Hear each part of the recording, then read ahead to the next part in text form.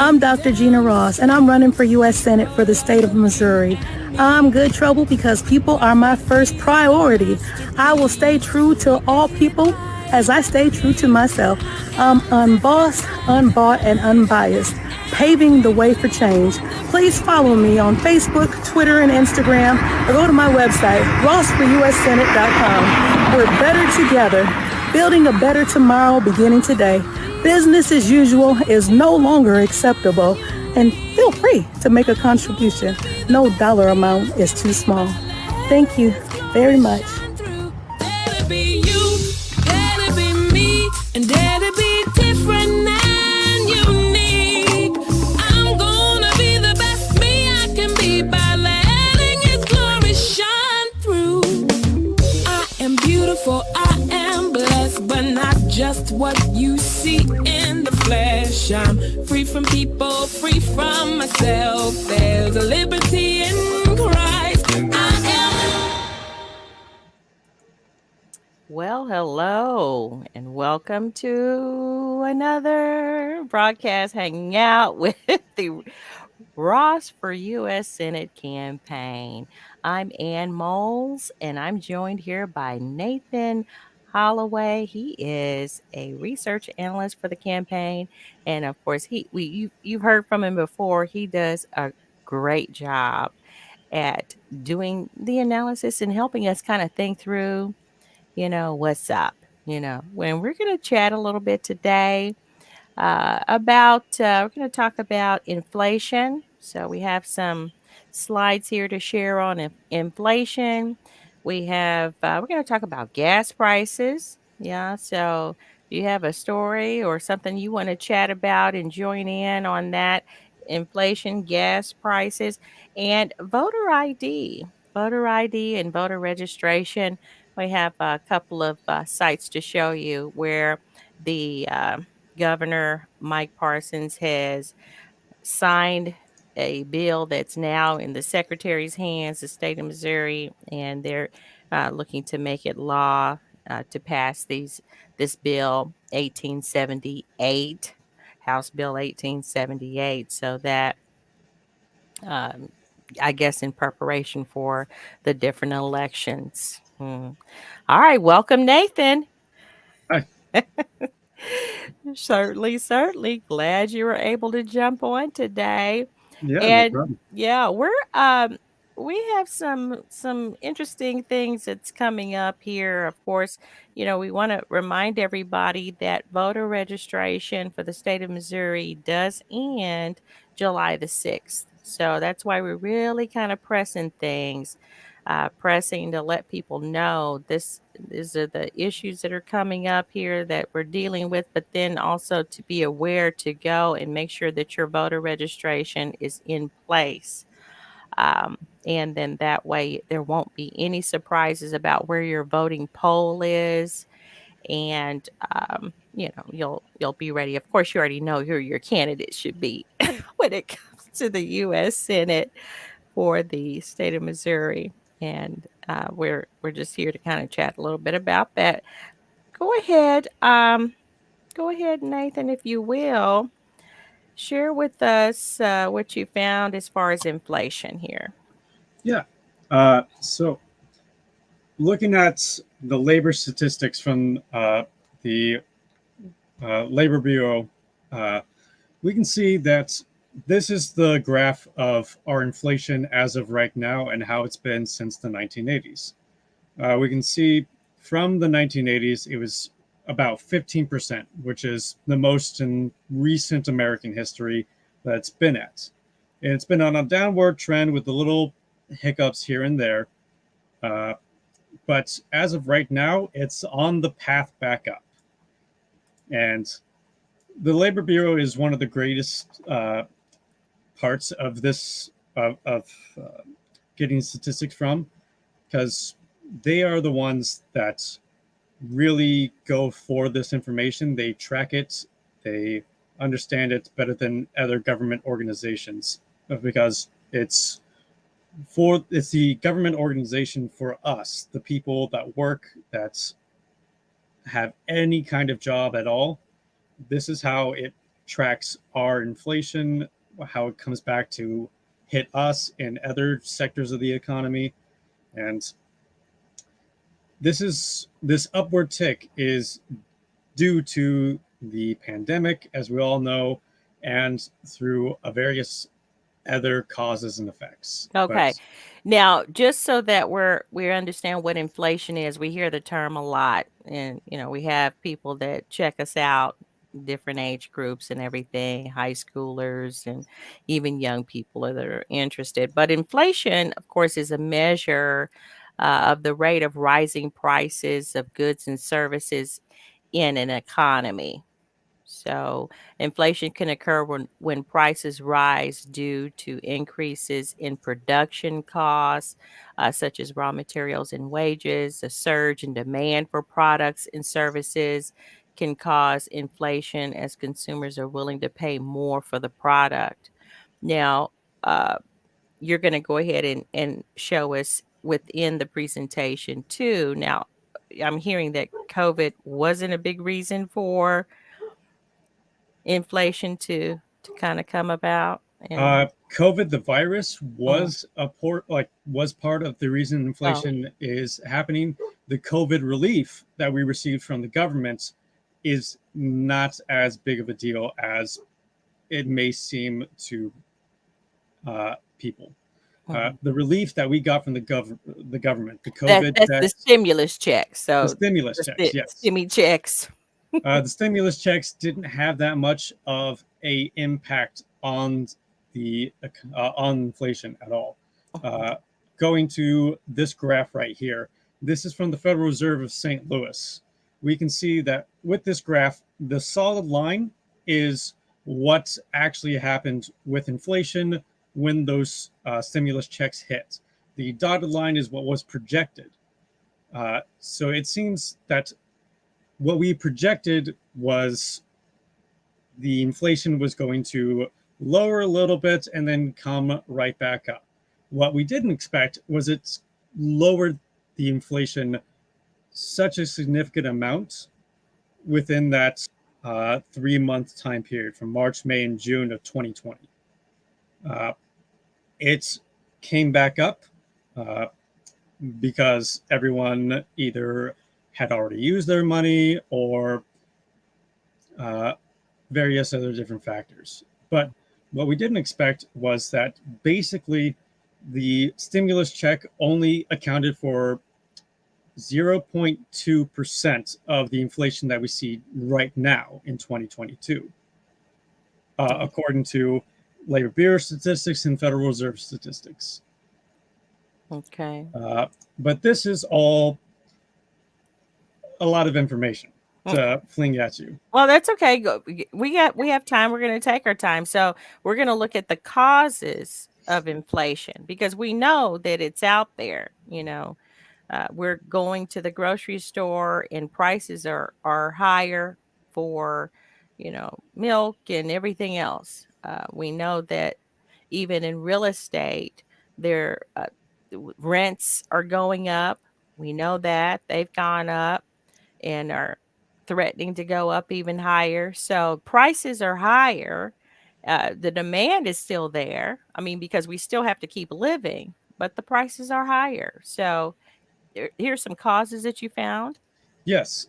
So from Josh Bevins, the director of research for the Economic Policy Institute, uh, this is an interview that he did with NPR. He said, National Public Radio. National Public One of Radio. my. Mhm. If you track profit margins, those profit margins got a lot fatter, which just means the profits that companies, corporations, businesses rake in. Well, not any business, these big businesses. Mhm. All these profits that they raked in over the pandemic, over uh, the first year or two of the pandemic, they shot up drastically because we were working from home, out of a job, or just trying to find any way to keep ourselves sane, to Mhm. like being locked up or what have you, Mhm. uh, which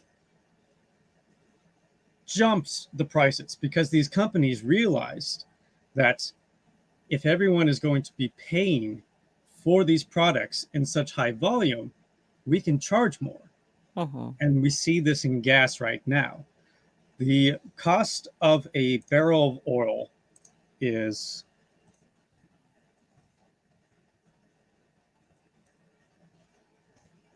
as of right now about $105, which is about 3% lower than what it has been, Okay. according from uh, this month into next month. It's projected to be 3% lower than the average price for this year. Okay. So we're looking at lower oil prices, but still we have these record high, well, so gas prices. Exactly. So Because, that's where we're talking about the profit margins have gotten fatter for some industries. Uh, Amazon, I'm just going to say that's one that people order from. And I'm sure Jeff Bezos, they talk about his profit margin and all that, or the company, and things like that. So those types of companies have profited because they're larger companies, and they do more of that type service. But then the mom and pops, they're gone. A lot of those businesses will never come back. and that's also contributing to these high prices, is that Hmm. there's less competitors. Less There's competition. less people in the market, which means that these bigger corporations can sustain the hit of Hmm. a pandemic and come out of it on top with less people around them. Hmm. And if you only have a handful of places to go to get your gas, to get your food, to get your products that you need, they can do a little bit of whatever they want. Hmm. And that includes raising the prices because where else are you going to go? Right, right.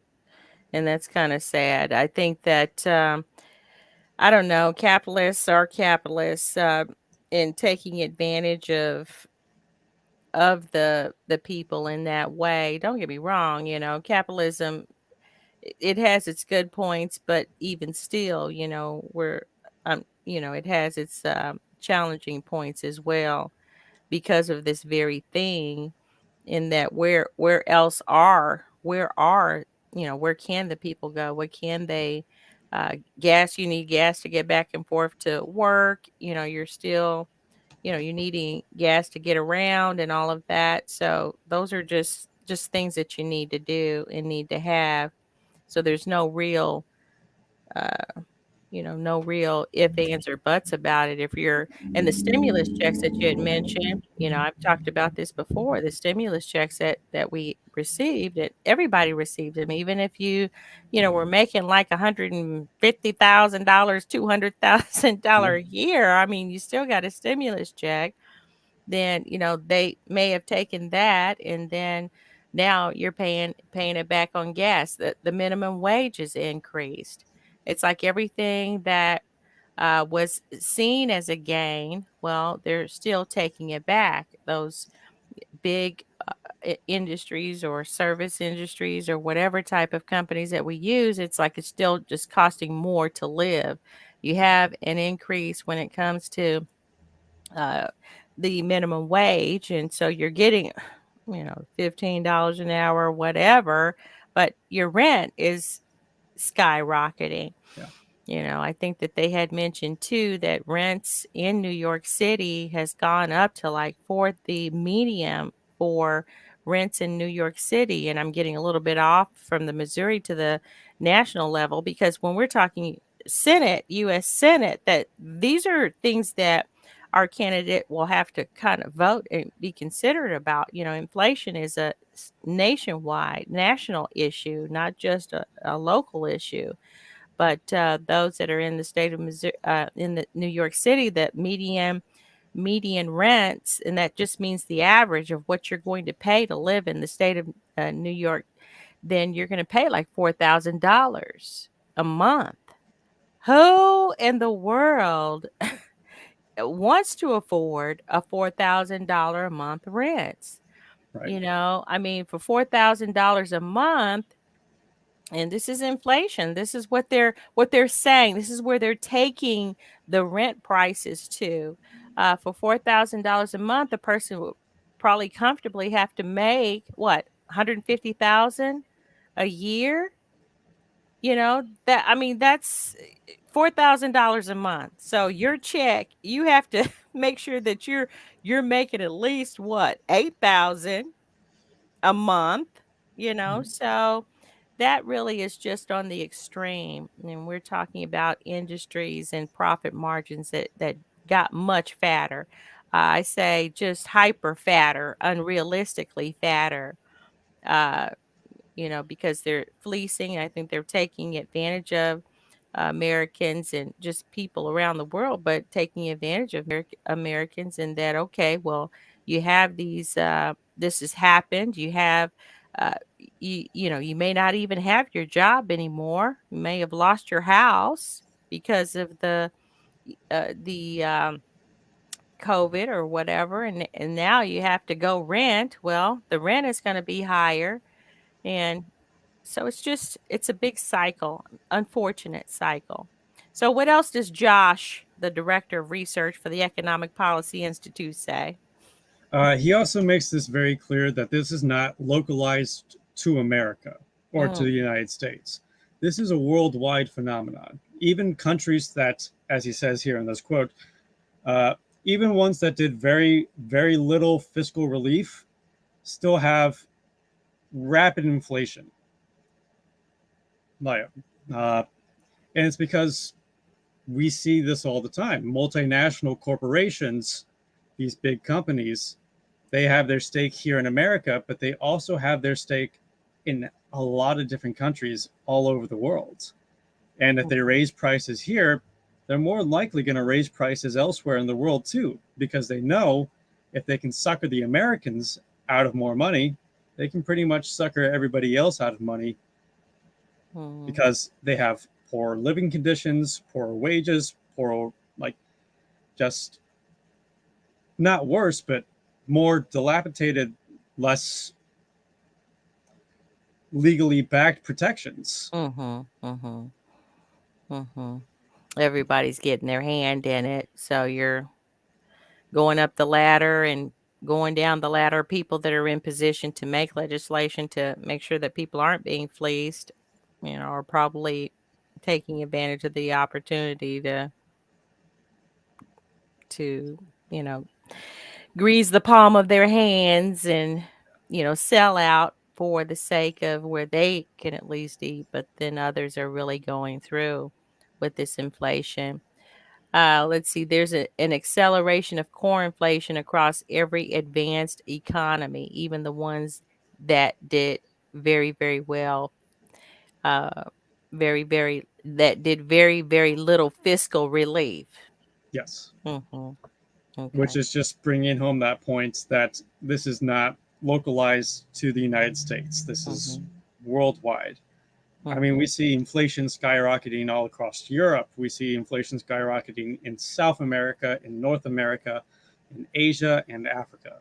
Okay. Inflation is just on the rise pretty much everywhere. Mm-hmm. And a lot of these companies just realize they can sucker us out of more money because a lot, like you said, a lot of these mom and pop shops didn't survive Mm-mm. the pandemic. They didn't survive the after pandemic because they got no relief from the government. They got no helping hand to get back after the pandemic.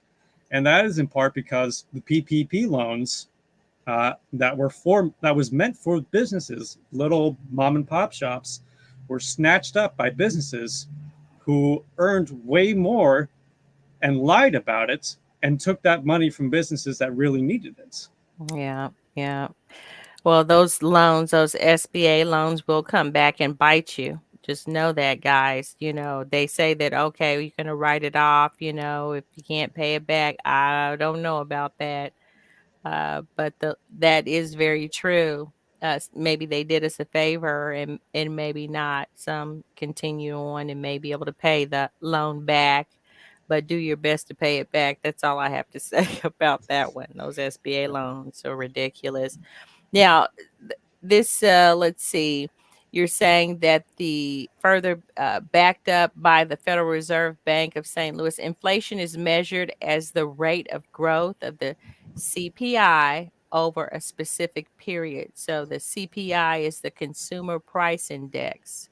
Yes. And the, Basically, what you said, what we're willing to pay for things.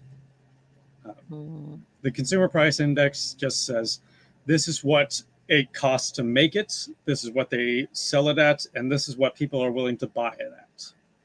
mm, And mm, if any of them gets too high, too low, uh, inflation starts to rack up. mhm. What are people willing to pay for? So that's part of the consumer. That's part of the index.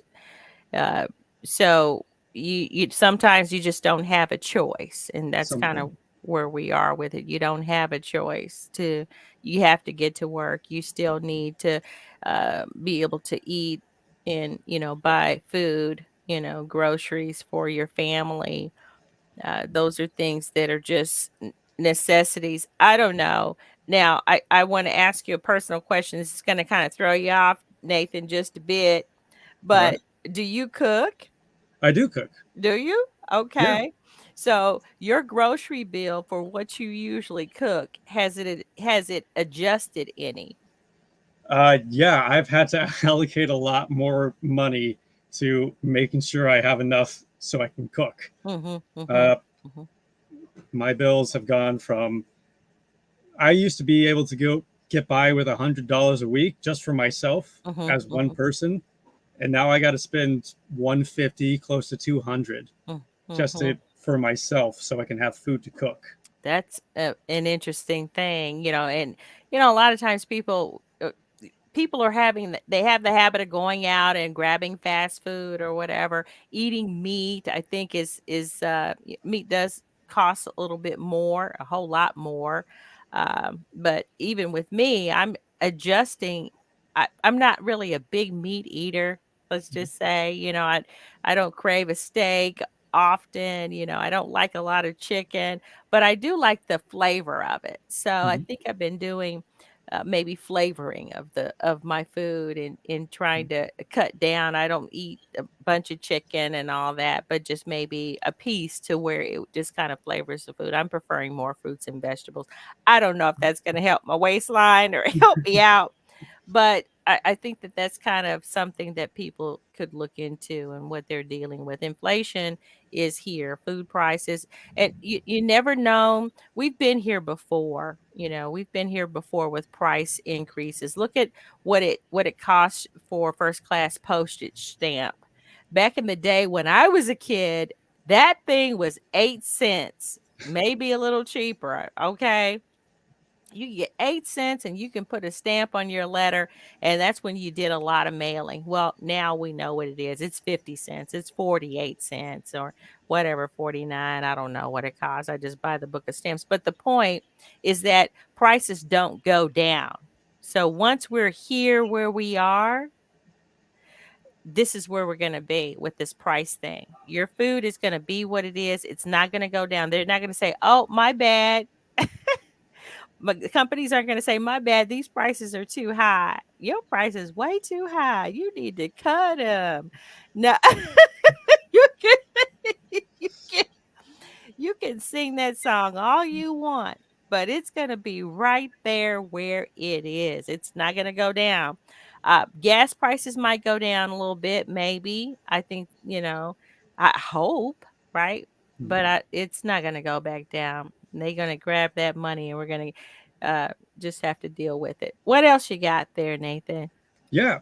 Speaking of gas, actually, uh, there part of the reason that the gas prices are so high is in part of this is because of inflation, and they realize, well, everyone's got to get to work, and we have seen record profits, and we want to keep these record profits Mm. going up and up and up and up.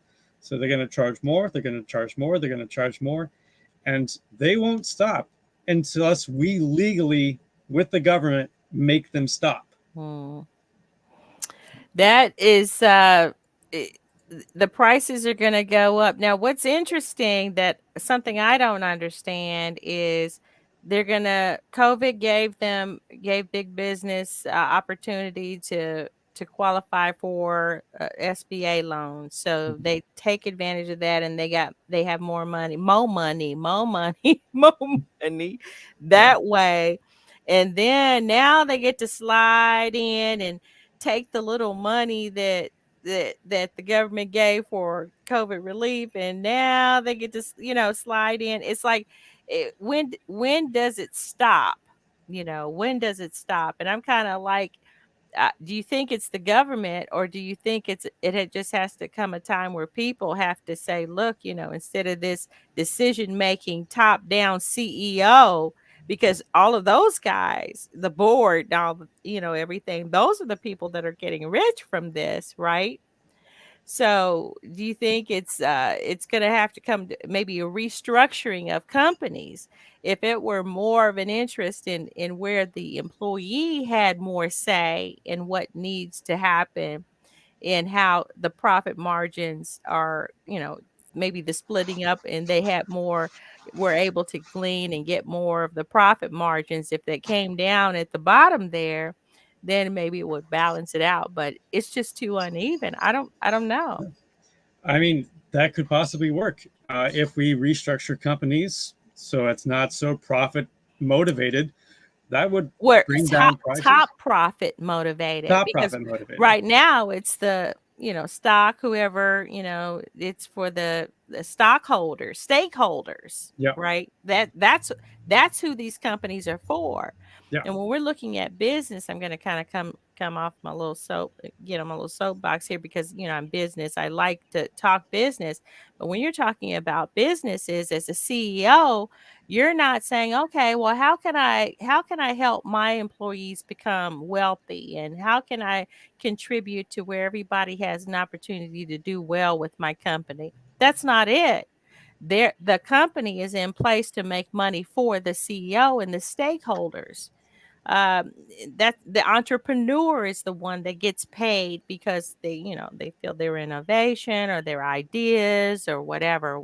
I'm not even going into that, because I'm about ready to get angry, because even entrepreneur, there's a price, and yes, there's an idea, but then what about who is helping you get there? You can't get there by yourself. You can't get there without someone sacrificing the 40, 60, 80 hour work weeks to make your vision happen. one person can't go ahead and make all of this money. So without the employees there at Amazon, and I don't care what idea structure you as an entrepreneur makes, that idea is not worth you uh, what you're making. You're not worth the weight in in what you're saying that you're worth the weight in.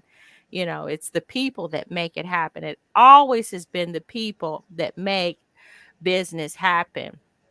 So if they weren't so top down interested, let's profit because of I'm up here, let me make this, then maybe things would get better for us all. To where people could afford to deal with these price increases. Would there be as big price profit margins?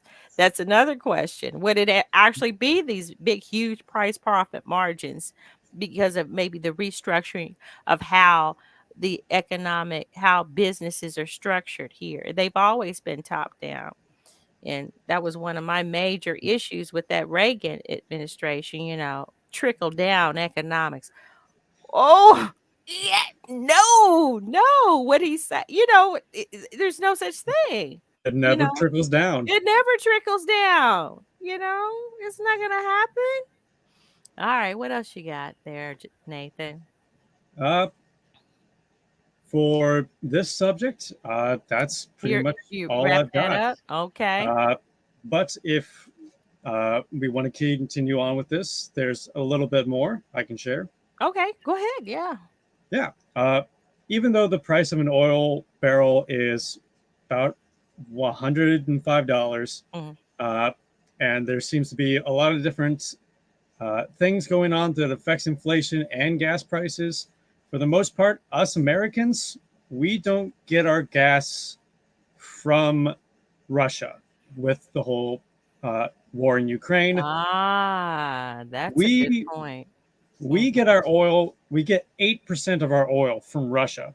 We get Mm. 52% of our oil from Canada, Mm. and we get the rest from, I believe it is Saudi Arabia, Mexico, and Colombia. Okay. Okay. So I have a question. These sanctions that was put on Russia because of the Ukrainian war, has that affected these sanctions? Has that actually affected the inflation? Not that we can definitively tell Mm-hmm. with statistics just yet. Mm-hmm. Uh, we can't accurately project how much damage the war in Ukraine is going to do on our economy and Mm-hmm. the economies of Europe overall. That's still going to take time to process, look over, and make sure the math is right. But for us Americans right now, it doesn't seem like the war in Ukraine has affected us. The sanctions on Russia has not affected our gas prices. Because It we're not getting gas or oil from as much, we're only getting 8% from uh, Russia, and predominantly majority is coming from other countries, which are exactly, mhm, not part of the sanctions, and they're still in good with the United States. Uh, exactly.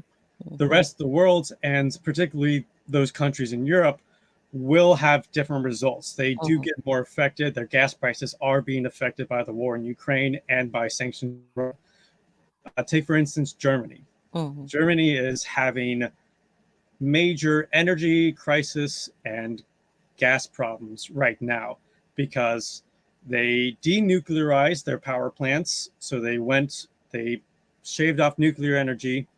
They tried to go renewables, mm. but they didn't energy sustain portions of their country. So they turned back to gas and oil. And the only way that the Germans get gas and oil is through Russia. Okay. Okay. So that, yeah, those, That's the sorry. problem. What's going on with Germany, that they're kind of at the mercy of Russia in that sense. Now, the thing about sanctions, yeah, again, kind of looking at that, what does the United States, how is the world dependent on Russia, and they're under these sanctions? But they were saying about how there is for feed. What is it? The feed when you're feeding crops and everything. What is that? When you well, you can tell my garden did not happen this year, but but even when you garden, you have to give your crops, your flowers, actually your vegetables. I can't remember the term, but you have to feed them. So Mhm. they're looking at there's a chemical or part of what Russia does provide is that it provides that chemical and help Yes, pesticides. pesticides. Yeah, which They're Russia for our crops. mhm. I'm not well versed in the pesticides manufacturing and Mhm. how it all Mhm. breaks down, but from my best understanding, it seems like we as Americans don't really have too much of a problem because of that. Uh, Not yet. not You well, know, yes, not yeah, yet. we might have, it just kind of depends on what this year's yield brings too, right? That's true. What about planting for next year, next season? Is it going to be enough, or a farmer's going to need that chemical to make the crops grow? I think there's a little bit more to this sanctions than we know, but you're right. We're not seeing it right now. There are other things that we're seeing and their causes for inflation, but I think it's just a running start where we're going to see it continue on. Uh, Yeah. Voter ID. We Yes. can we can chat about that a little bit. The voter that House bill, and I'm going to go ahead and share this. I want people to be able to see when you go out here online to actually check out what the Missouri House bills are about. We're talking about the state of Missouri. We're here in the state of Missouri. So this what was signed by Governor Parsons, that was a big to-do dot yesterday. He signed a House Bill 1878, and it's saying that it's delivered to the state Secretary of State. Bill currently not in the House, but it was approved by the governor. So this is the voting bill. Now you'll ask, okay, well, what is part of that? Let's take a look and see what that HB 1878 is all about. And let's go up here. I'm going to share that PDF, and the part that the reason why I'm wanting to share the PDF is because that file is so that you can see, guys, people who are on this call, on this live stream, so that you can see, so you know where to go, per se, when it's time to check out a bill. Missouri House of Representatives, those bills are out there. You want to kind of cruise them every now and then, or if you want to do your research, that's where they are and everything. But this is the actual bill itself, and it is the one that was actually submitted for the signature. So that you wanting to check out the HB 1878T when you get out there, just as an FYI. And it just talks about voting rights. This bill modifies election laws. That's what this bill does in its main provisions, and it talks about the actual. What are we looking at? 28 points. Yes, 28 points of what this bill talks about in reference to voting or election.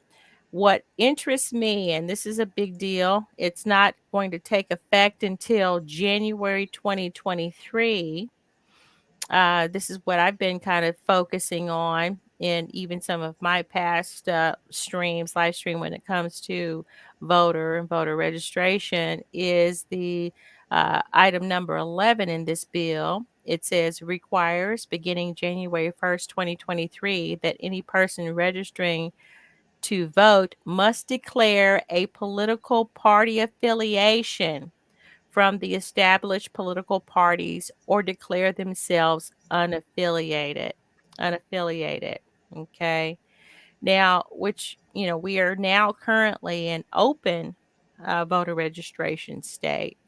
But what this part of the bill is going to do is it's going to make us a closed voter registering state where you have to declare your party affiliation. Now, what Nathan had shared too, in understanding what does unaffiliated mean. Okay, so what North Carolina is saying, and this is for all unaffiliated parties, and it just kind of makes sense. Nathan kind of brought us to our attention is that unaffiliated voters, what does that mean? So, unaffiliated voters may choose the Democratic, Libertarian, Republican, or nonpartisan ballot in a primary election. So, that what they're saying is that in a primary election, when you register to vote, you have to register as a Democrat, Republican, or unaffiliated. Well, if you register as a Republican during the primary, and just kind of let's understand what that means. We have two elections coming up, guys.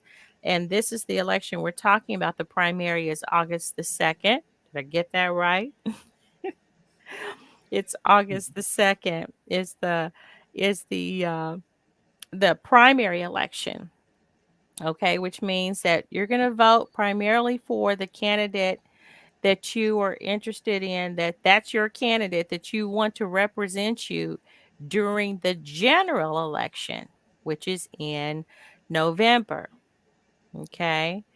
So this change in the law, or part of what this bill is doing, is it's saying, okay, to register, you have to register as Republican or Democrat. Well, and the point of that is, or whatever party affiliation you have. And the point of that is that, okay, well, I'm a registered Republican, but that candidate, that Democratic candidate, Dr. Gina Ross, sure does look good. She's on the ball. She's saying some terrific things, and her platform looks great. So what you get a chance to do now, still, because it's not, set in stone, it doesn't go into effect until January until January. What you get a chance to do is you still get a chance to vote how you like to. So all you have to do is make sure, number one, you're registered to vote, and that ends July the 6th. Voter registration in the state of Missouri ends July 6th. But then on August the 2nd, you walk up to that table and they'll ask you, do you want a Republican or Democratic ballot? Well, you know that the candidate that you're looking to vote for is a Democrat. Dr. Gina Ross is a Democrat. But, you go ahead and ask for that ballot, and then you can vote for Dr. Gina. She's number 2 on the ballot. Okay. And then come the general election. Again, you'll get a chance to vote for Dr. Gina Ross to be the Missouri U.S. Senate here, representing the state of Missouri. But that's how it is now. Okay. And after January 1st, 2023, then you'll have to say, okay, you're Democrat or Republican or whatever. But they have a clause in here saying that you can also declare yourselves unaffiliated. Okay. So if you want to still stay open so that you can choose the candidate for you, because to me it's time out. It's time out for I'm just going to vote this ticket because I've always voted this ticket, but then you always get the same results. You're not getting people that are representing your communities and representing you and your family in that way that you're wanting to be represented.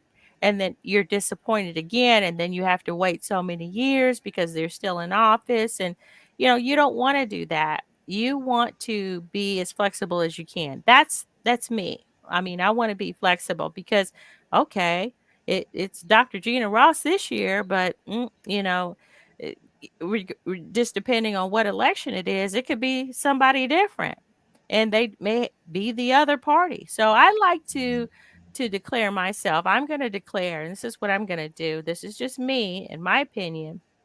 I'm going to declare myself unaffiliated, and then that way I get to walk up to the table and I get to choose who I'd like to vote for, based on whatever party they're affiliated with. And I'll ask for that ballot. So it's not set in stone like some close, some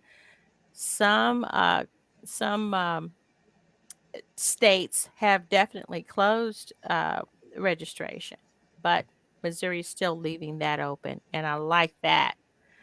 So it's not that bad. Your ID, that's going to be something that is important.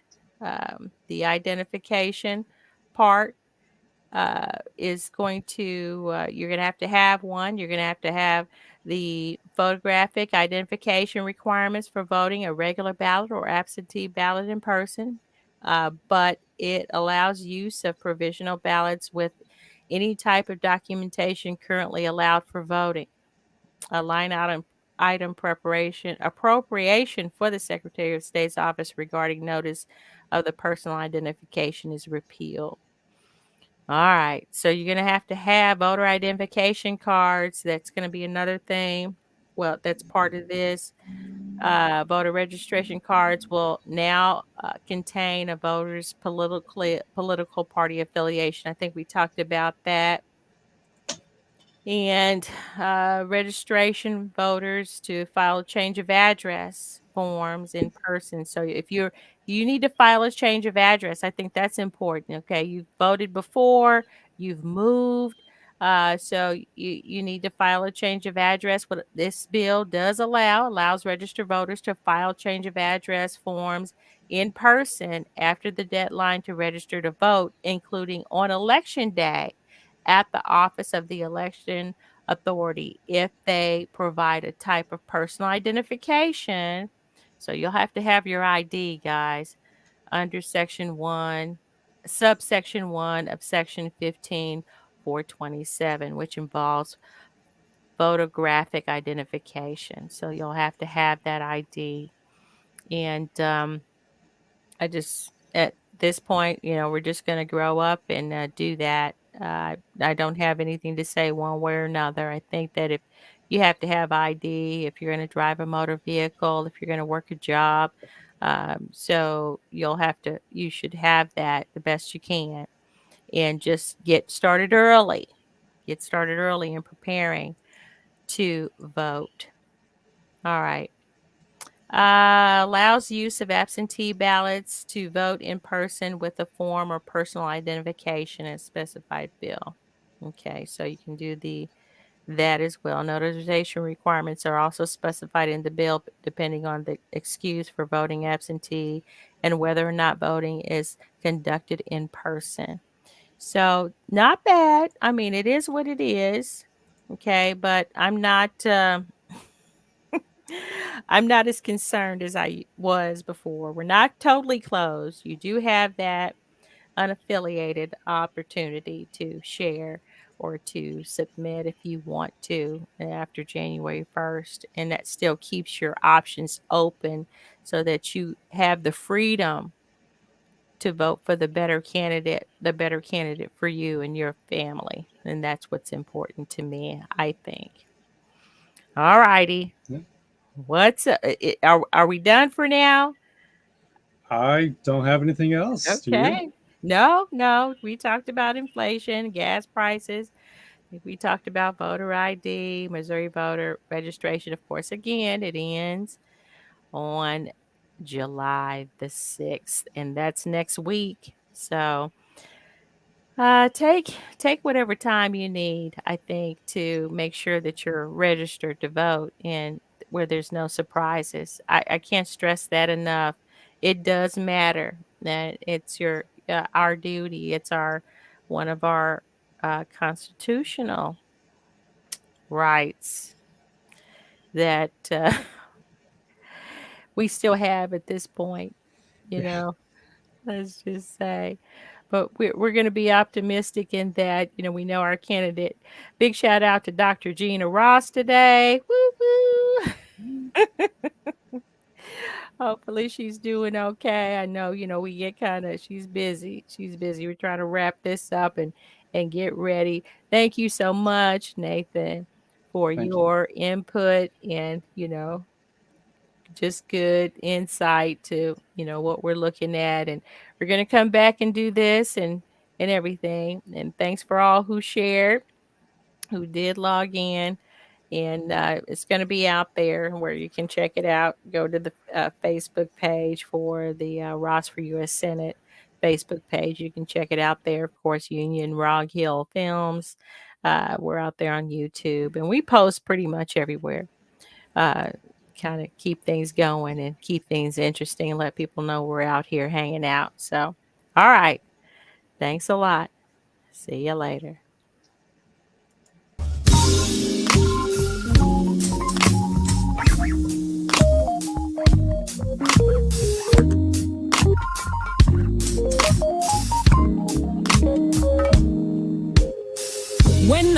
I'm Dr. Gina Ross, and I'm running for U.S. Senate for the state of Missouri. I'm good trouble because people are my first priority.